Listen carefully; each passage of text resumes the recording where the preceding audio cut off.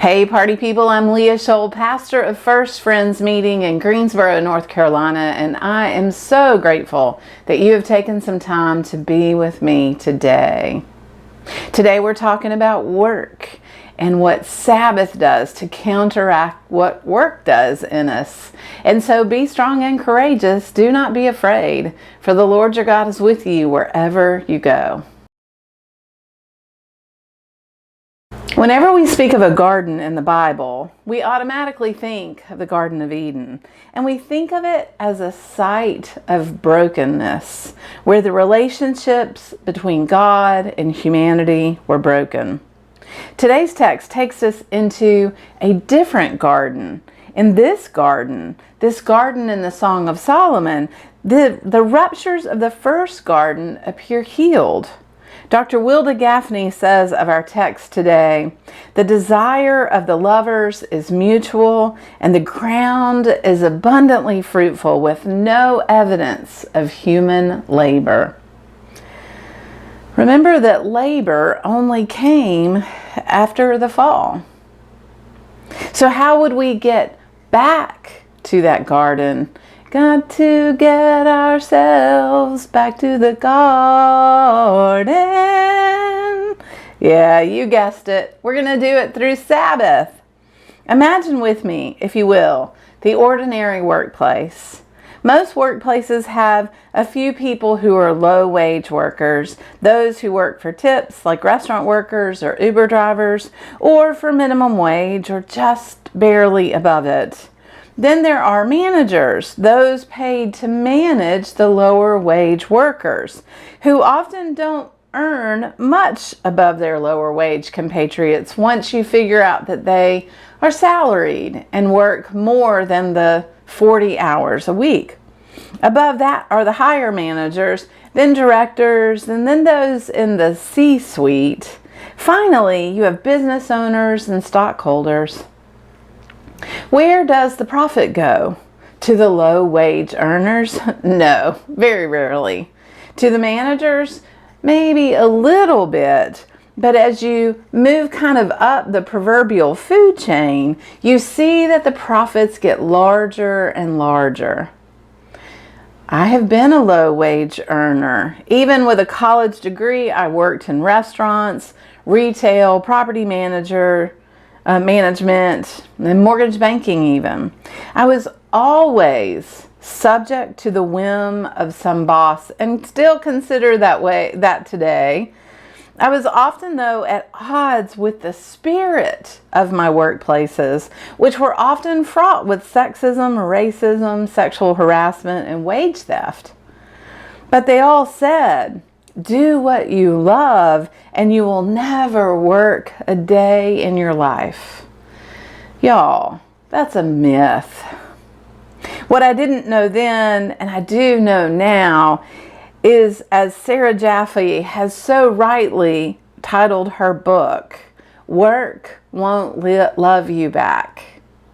Work today almost always has an element of exploitation. Jaffe says, exploitation is not merely extra bad work or a job that you particularly dislike.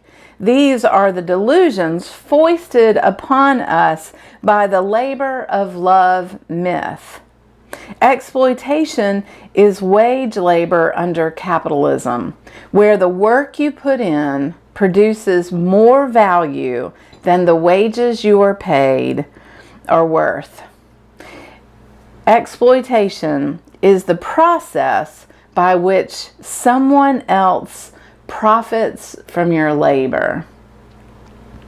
And nearly all of us participate in that exploitation model. Really, there's kind of no way not to in the world that we live in. A few weeks ago, we studied the 10 Commandments in the book of Exodus, and the text admonished the people, for in 6 days the Lord made the heavens and the earth, the sea, and all that is in them, but he rested on the seventh day. Therefore the Lord blessed the Sabbath day and made it holy.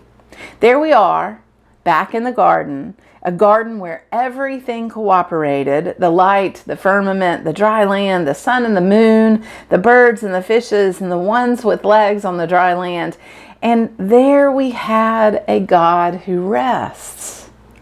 But then we had the so-called fall, and the cooperation stopped. Now there was enmity, pain, domination, difficulty, difficult toil, and death. Some call it paradise lost. The Ten Commandments then are reiterated in the book of Deuteronomy in chapter 5.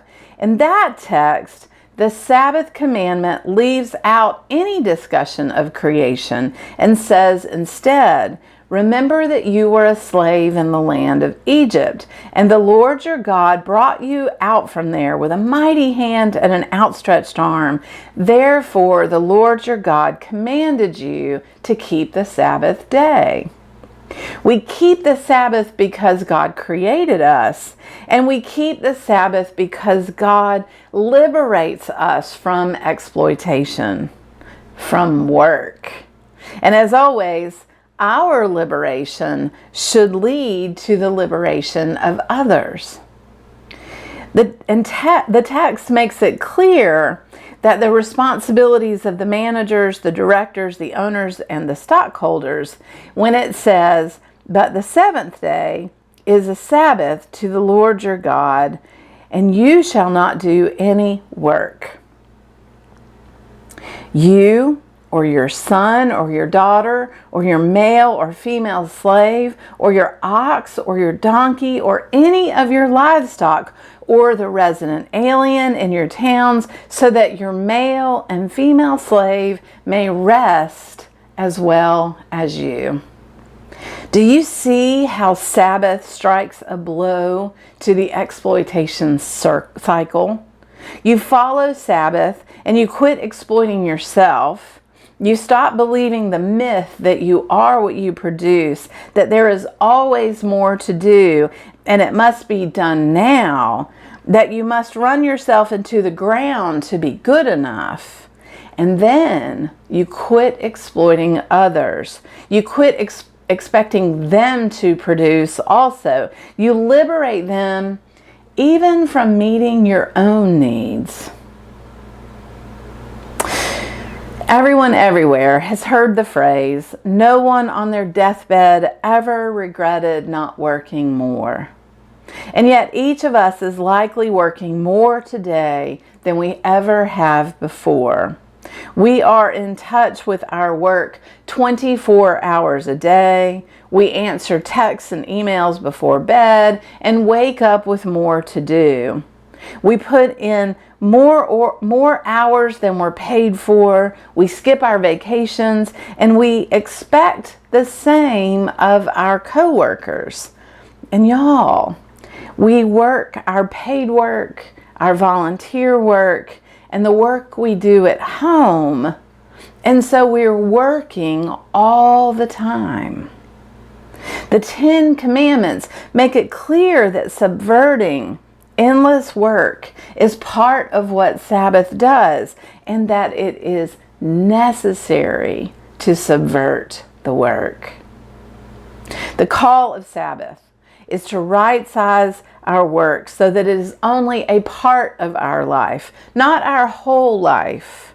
To take time away from work, away from its incessant pull, to answer the invitation into that realm that Abraham Joshua Heschel calls a realm of time where the goal is not to have, but to be.